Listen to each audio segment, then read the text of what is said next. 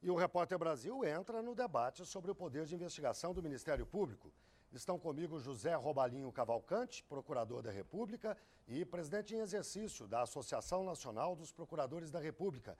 E também Marcos Leôncio, presidente da Associação Nacional dos Delegados de Polícia Federal. Procurador, eu começo com o senhor. O que justifica o Ministério Público ter esse poder de investigação? Boa noite aos ouvintes, boa noite, doutor Marcos. O Ministério Público é o titular da ação penal. Isso significa que é o Ministério Público que recebe as provas para apresentar em juízo. E, além disso, é também, de acordo com a Constituição, o titular ao controle externo da atividade policial.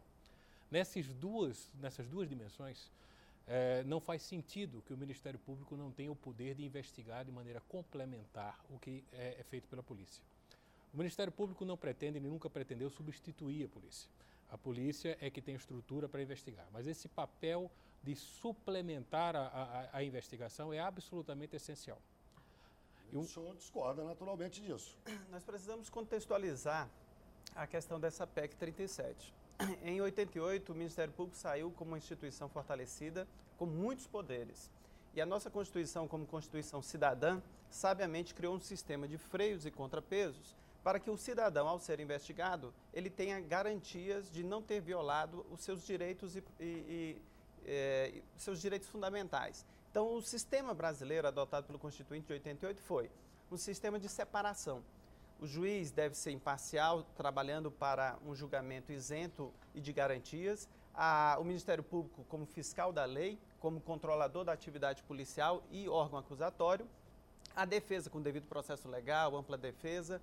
E a Polícia Judiciária, essa sim, com a regra de exercer a atividade de investigação. O poder de investigação para o Ministério Público quebra essa distribuição. Exatamente. Ela fere, talvez, o princípio de freios e contrapesos. Por quê? Porque o Ministério Público brasileiro, sem sombra de dúvidas, você não encontra em nenhum outro país um órgão, uma instituição com tantos poderes. E quem tem poder tende a abusar. Para proteger o cidadão, é melhor uma distribuição dessas tarefas. O senhor fala tende a abusar? O senhor está dizendo que abusa? Eu acho que não é a questão do Ministério Público. Já é uma máxima. O poder, né? O poder, quem tem muito poder tende a abusar dele. Não é que seja exclusivamente do Ministério Público, mas qualquer um que tenha uma grande quantidade de poder em suas mãos tende a abusar dele. Eu estou vendo o procurador inquieto Não, aqui, é apenas um ponto. É um ponto que é importante ressaltar. Não é que o doutor Marcos tenha cometido nenhuma inverdade, mas é o direcionamento que ele deu da questão. Na maior parte dos países desenvolvidos do mundo, o Ministério Público comanda a investigação. E em muitas partes deles, inclusive, comanda a Polícia Judiciária. O doutor Marcos sabe disso. Então, a estrutura brasileira não deu mais poder na investigação do que em outros países do mundo ao Ministério Público. Muito pelo contrário. Agora, e com outro ponto que é preciso, muito importante ressaltar. Investigação criminal deve ser feita de maneira colaborativa. Todos os órgãos participam. A polícia tem a presidência do inquérito e o Ministério Público nunca pretendeu outra coisa que avançar nessa prerrogativa. Doutor Robalinho, é verdade. Em muitos países o Ministério Público detém esse poder de investigação e até de controle sobre a polícia judiciária. Mas nenhum desses países o Ministério Público tenha o poder e o conjunto de atribuições que o Ministério Público brasileiro tem. O Ministério Público brasileiro, ele tem, em termos de prerrogativas, mais do que a magistratura. Em termos de lei orgânica de direitos e prerrogativas, é realmente uma instituição que saiu muito fortalecida de 88. E exatamente como a sabedoria de uma Constituição cidadã, ela se preocupou com essa paridade, esse equilíbrio do sistema. O Ministério Público da Itália, por exemplo, é parte da magistratura. O famoso juiz Giovanni Falcone é conhecido como juiz aqui, na verdade ele fazia papel de Ministério Público na Itália. Então, em muitos outros países, o Ministério Público investiga e, principalmente, quando se trata de combater o crime organizado e a corrupção, o Ministério Público tem um papel a desempenhar. Mas eu queria colocar uma questão sobre a PEC 37. Existem duas discussões aqui sendo colocadas. No Supremo Tribunal Federal é um pouco essa discussão que o doutor Marcos está colocando, de, digamos, qual é o que foi o cenário que a Constituição de 88 firmou.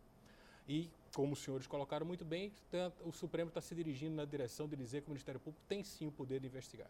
Mas na PEC 37 é algo muito mais grave. A PEC 37 propõe que o poder seja privativo da polícia. Isso significaria que não apenas o Ministério Público está afastado, como estão afastados todos os órgãos do Executivo que hoje colaboram com a polícia. Teria que se repetir a prova. Me permita discordar, doutor Robalinho. A PEC 37, primeira coisa que nós precisamos deixar bem clara, ela só trata dos órgãos de segurança, só o artigo 144 da Constituição Federal. Ela não aborda o 129, que é o artigo do Ministério Público, nem os dispositivos que fala de CPI, nem os dispositivos da Polícia Legislativa.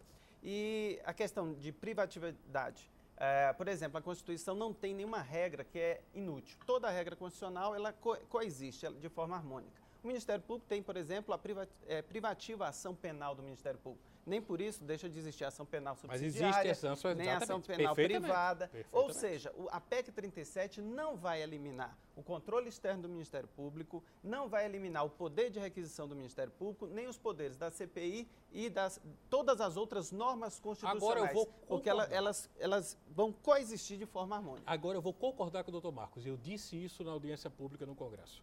O poder do Ministério Público de investigar de maneira suplementar está implícito no seu poder de fazer ação. Portanto, eu concordo com o doutor Marcos que a PEC original não vai impedir o Ministério Público de efetivamente fazer uma investigação suplementar. Mas era essa a intenção do deputado quando o propôs. Está na justificativa. O que a Polícia Judiciária quer é exatamente deixar bem claro o pensamento do Constituinte de 88. O Ministério Público não deve atuar de forma independente e direta, porque se ele já é o fiscal, ele não dá atividade policial, ele não precisa exercer essa atividade de investigação, porque ele é o fiscal.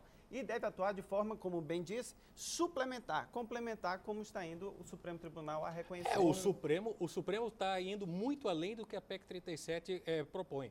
O Supremo está reconhecendo, mesmo os 2 votos que foram até agora por um maior condicionamento, eles exigem que o Ministério Público possa investigar, só que em algumas condições. Muito obrigado aos dois pelo debate. Uma boa noite.